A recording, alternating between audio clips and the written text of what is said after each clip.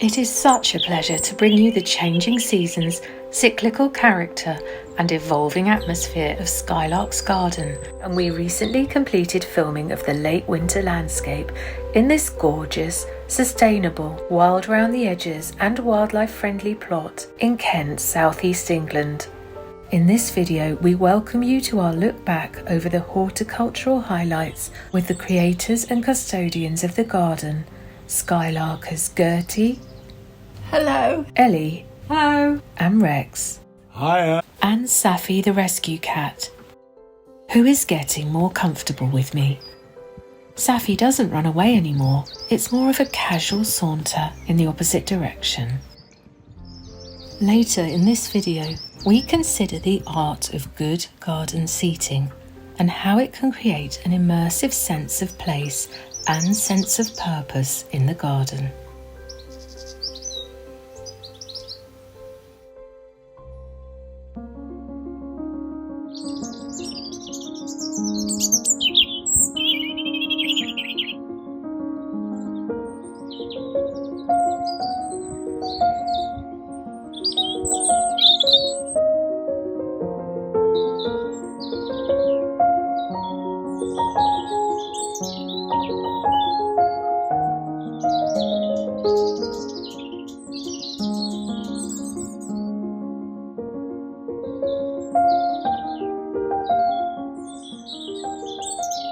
I'm really liking the hellebore, which I guess is fairly obvious, isn't it? Because they're the most floral at the moment.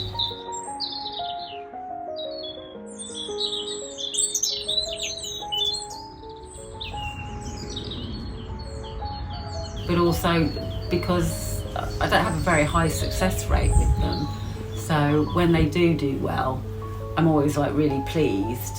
You know, I don't take them for granted at all. It's always such a nice surprise when they come out and they look really gorgeous. And they just brighten up the garden so much during the winter.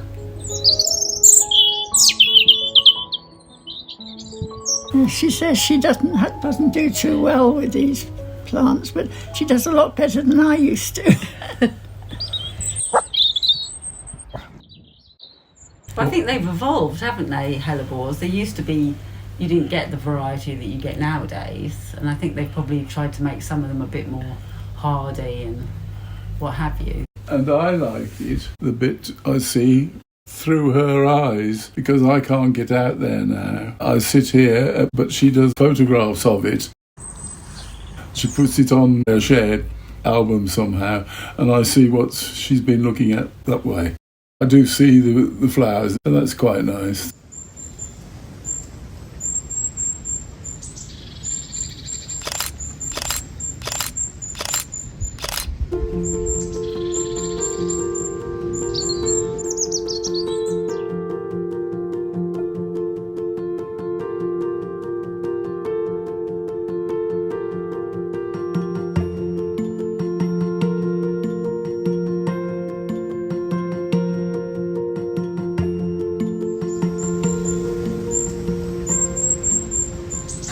They're really good winter plants. Such a pretty shape, isn't it? Yeah, this is the relief of the year. Red Gables honeysuckle, because in the summer, towards the end of autumn, I really thought it had died. It looked so awful. It lost all its leaves and everything. But look, it looks as happy as ever. So, just goes to show you shouldn't write the plants off. Don't dig them up too soon. They might just be recuperating.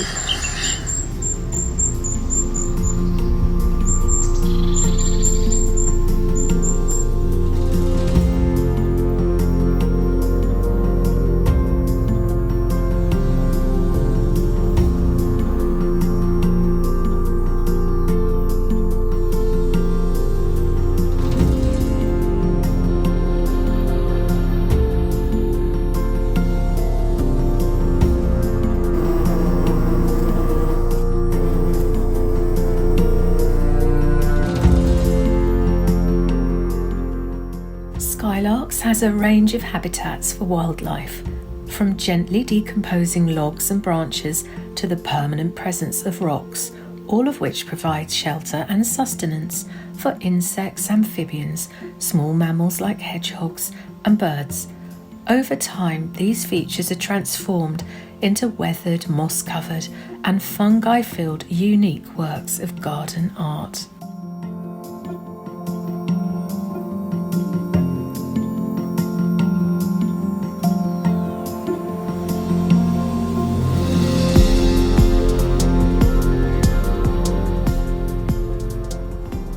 Yeah, I just like the whole of the garden really in the winter. Even though you may not have lots of highlights like the Hellebores and the cyclamen dotted here and there, but the whole effect of it is still, you still get a sense of nature, but also a softness that you only get in a garden. And it's been quite mild this winter, so I've been able to just walk around, get some fresh air, and just see nice things.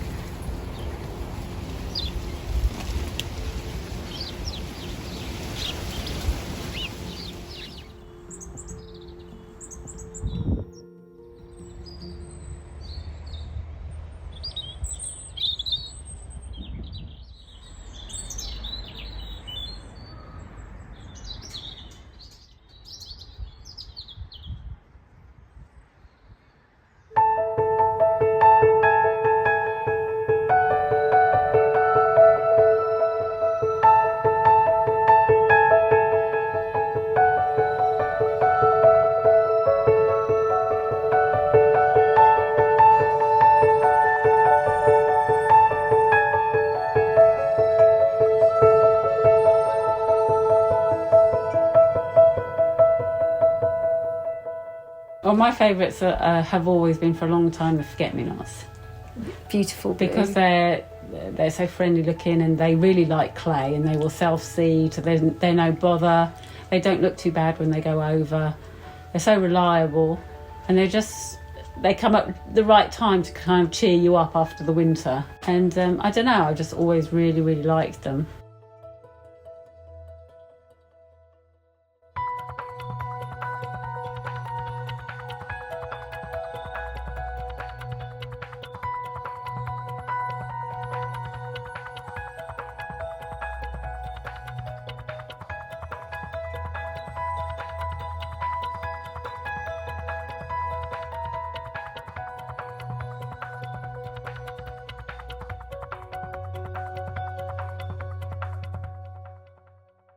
So the apple tree just outside the window is more or less a member of the family. It was old when we came here. Yes, it was old when we came here. It's misformed and all the rest, and it provides us with wonderful apples, looks after the birds and everything. So I think we feel it's not just any old tree.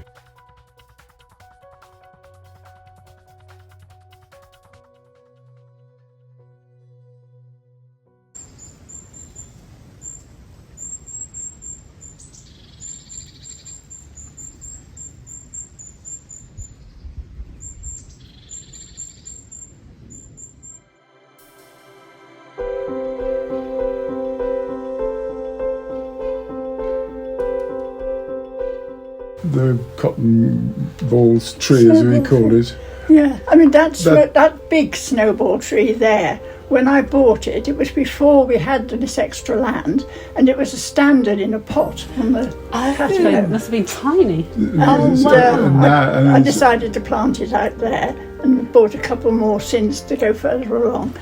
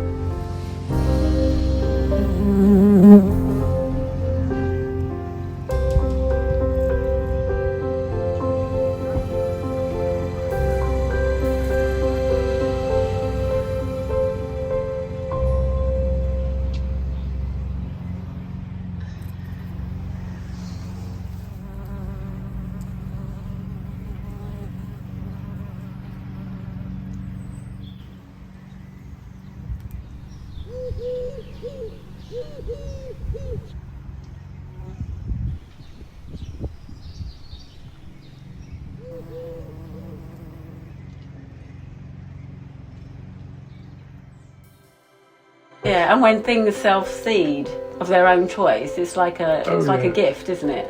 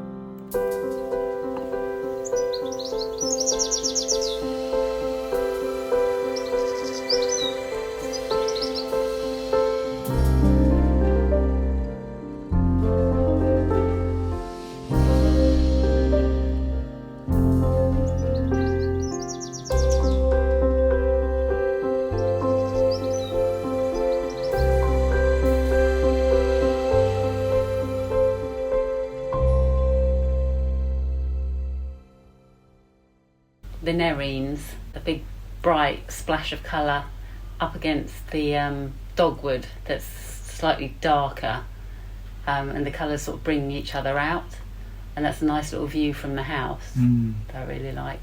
Yeah. But the whole garden is always interesting and soothing.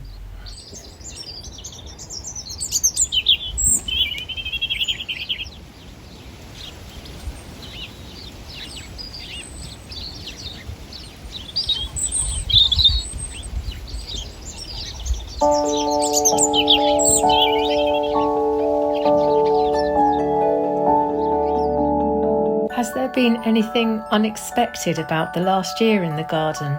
When we cut down the meadow, obviously it attracts buzzards from the forest opposite, and I came out and there was not a snake, something. Slow worm. Well, maybe, but it's bigger than normal, but with its head missing.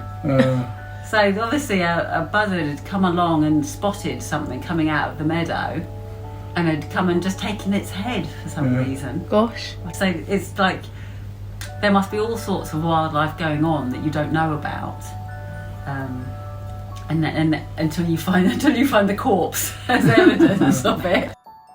The weather was still really weird, wasn't it? We had a lot of we had no apples, which was very strange. We've never had no apples before.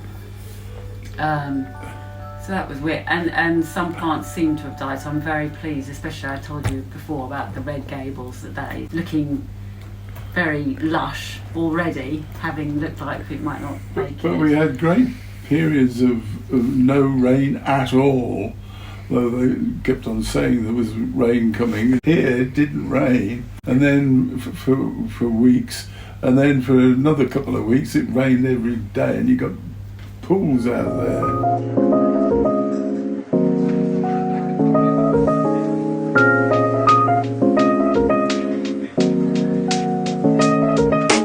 Skylarks Garden has 4 main seating areas, each offering a different perspective, and each tangibly contributing to a greater sense of place and purpose in the garden. Before exploring these areas further, we're doing a bit of background investigation into the art of garden seating, and we'll consider 3 important attributes: comfort, sensory pleasure, and a sense of place, which of course do not operate in isolation from one another, but are all closely interlinked.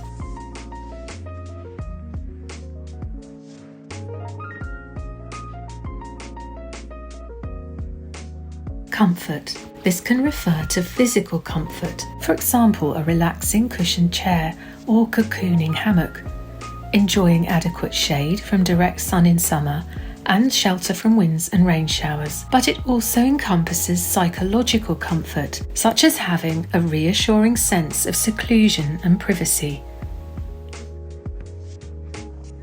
One of the most sheltered and secluded seats we have ever encountered is set inside a giant conical topiary yew.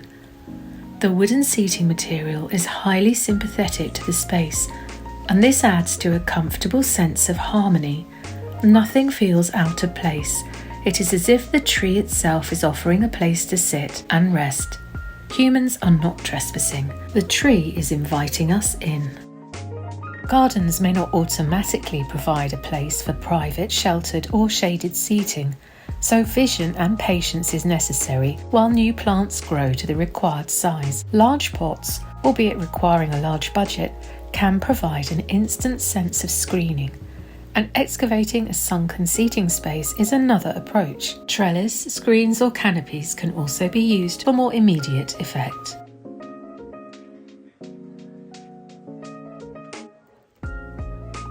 Sensory pleasure is heightened by placing seating for maximum enjoyment of the sights, sounds, scents, textures and tastes the garden has to offer.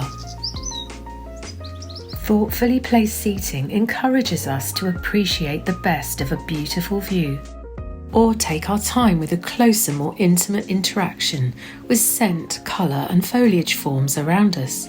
It can immerse us in fragrant and aromatic plants, bring colour closer to the eye, and provide a deeper connection to the wildlife our gardens help support.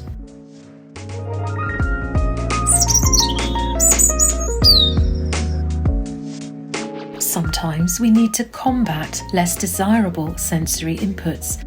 So, for example, the soothing sound of a small bubbling fountain placed next to a seat will help distract auditory perception of background traffic noise, and the soft sound of rustling grasses can provide a calming acoustic blanket.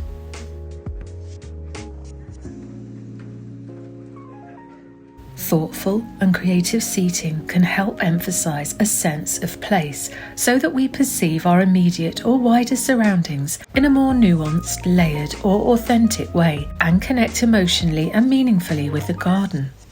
At Glendurgan Garden in Cornwall, this handsome enclosed bench evokes a boat's wooden hull, reminding the visitor that the path through the garden leads down to the shoreline where the Helford River meets the sea. But it could be equally meaningful in a garden located miles away from the coast if, for example, the owner just cherishes the happy memories of sunny seaside holidays. A sense of place can also be evoked by paying homage to the history of the location. And this is exactly what friends of ours did when they built a garden seat using reclaimed bricks, having discovered that their modern house was constructed on the site of a former Victorian brickworks. Our sense of place can also be reinforced by emphasising the connection between garden and house, using paint colour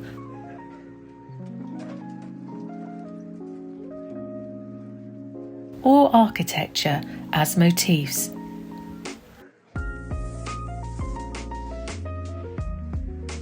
Garden seating can help create a sense of extension to the internal boundaries of the home, providing rooms in the outside space even without walls.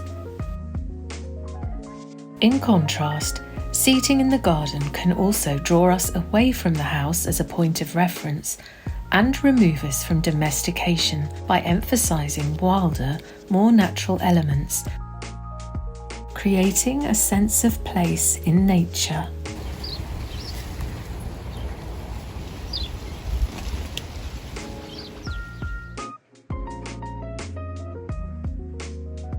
Seating arrangements can highlight our human agency and ingenuity, or reinforce a sense of our smallness in the vastness of the natural world. We're returning our focus to Skylarks Garden and the 4 seating areas: the picnic table, the pond bench, the trio of chairs, and the swing seat.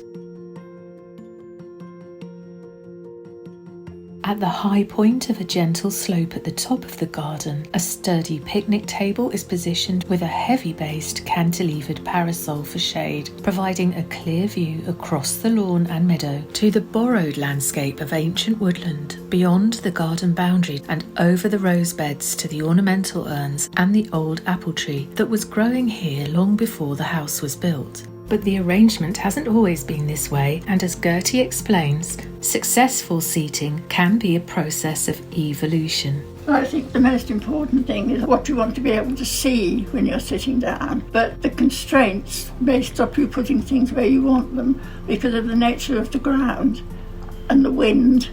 I mean, we had the swing seat where the picnic table is now. We had that there for some time, and it was very nice there, and you had a lovely view down the garden. But it got blown over so many times when it got windy that in the end we moved it down the bottom, where it is now. But the idea really was that, yes, that was the best view of the whole garden because you're higher up.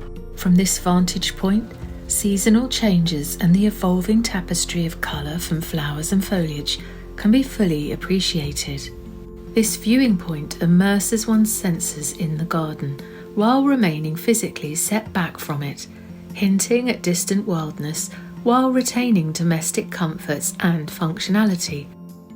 Easily accessible from the house, perfect for lunch outdoors, and useful as a garden workstation.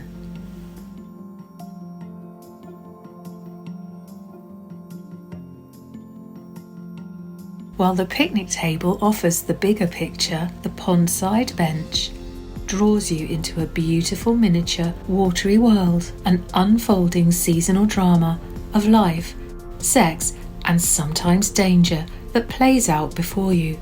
Despite the spectacle of wildlife, water itself is an incredibly calming element to gaze on. And here your mind tends to be present in the moment, absorbed by what is immediately before you. Gertie created the pond 12 years ago, and now that plants have grown established, many planted in the last 10 years or so, the bench is completely concealed from the house and much of the garden, giving that soothing sense of seclusion and shelter. But as Ellie explains, this is an incredibly wildlife-friendly garden, and as such, you may feel sheltered and secluded by the pond, but you are rarely there alone. And sometimes when you're sat by the bench or by the pond, you can see and hear the shrews go past. They make a really high-pitched noise all the time, so you can sort of turn and look, and then you'll actually see them very quickly move past, so that's super cute.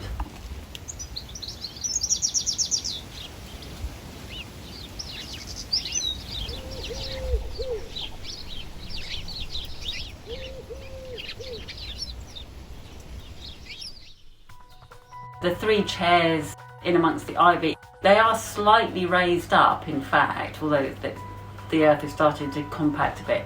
But it does give you a sort of sense of looking out over the garden from a completely different angle. You get to see the pond from further away, but you see it from a different angle. These chairs are the ornamental icons of Skylarks, along with a distinctive pair of classical urns flanking the entrance to the lawn. And the old anchor, salvaged from a boat Rex used to sail in.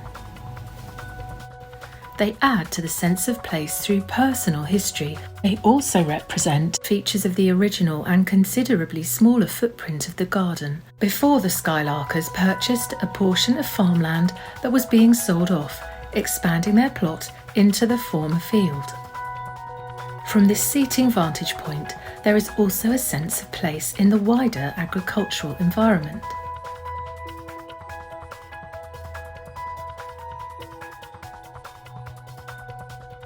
Because they are ornate and rather formal in design, these artfully time-worn chairs cast fabulous shadows in the low evening sun. But as ivy has been allowed to spread under them and across the paving, this seems to firmly root them in the natural world rather than emphasising artifice.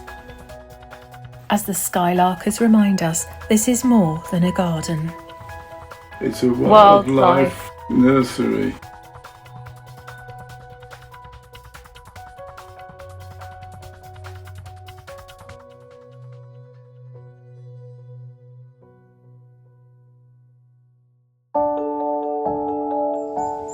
So the swing seat, it's in the shade, which is important for me with my fair skin. And me. So that's why that's a good spot for it.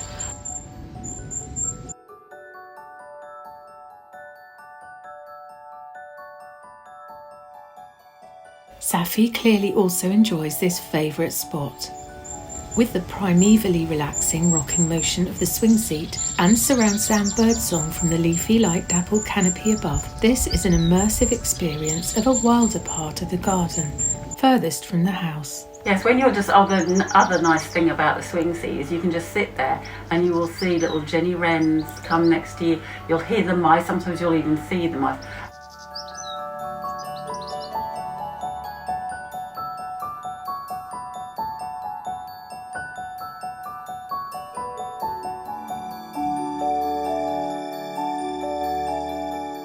Thank you to all the Skylarkers for all the cups of tea and delicious slices of cake, and for allowing us to share a big, delicious slice of Skylarks Garden in every season with the rest of the world. Thank you to everyone for watching, and for now it's goodbye from Gertie.